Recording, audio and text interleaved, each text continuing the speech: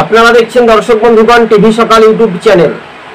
কার্যত এবার কালীগঞ্জ বিধানসভার উপনির্বাচনে বিজেপি প্রার্থী, বাম কংগ্রেস জোটের প্রার্থী এবং রাজ্যের শাসক দল তৃণমূলের প্রার্থী, কোন দল কত শতাংশ ভোট পেতে পারে যদি আমরা পরিসংখ্যানটি দেখি, তাহলে তৃণমূল সেখানে রাজ্যের শাসক দল তারা শেষ হাসিটা হাসবে, না বিজেপি না বাম কংগ্রেস জোটের প্রার্থী কাবিল উদ্দিন, সেটাই নিয়ে রাজ্য রাজনীতির একটা পরিস্থিতি।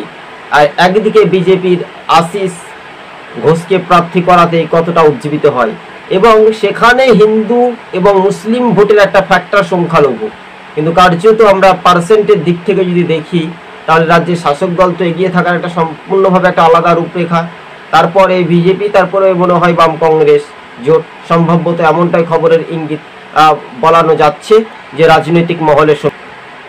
আজকে ছিল আমাদের এই পর্যন্ত প্রতিবেদন। যদি আমরা দেখি 38% ভোট পেতে পারে রাজ্যের শাসক দল তৃণমূল সম্ভবত, এবং 37% কাছাকাছি ভোট কি বাম কংগ্রেসের পাবে না বিজেপির প্রার্থী পাবে, এবার এটাই শুধু দেখার বিষয়। এবং 9টাতে কিছু সামান্য ভোট সামথিং পড়তে পারে। যদি পরিসংখ্যানটি দেখি তাহলে কিন্তু এবার হাড্ডাহাড্ডি লড়াই হতে পারে। শেষ পর্যন্ত তৃণমূলের প্রার্থী শেষ হাসিটা হাসবে বলে এমনটাই মনে করছেন কি রাজনৈতিক মহল। ধন্যবাদ দর্শক বন্ধুগণ।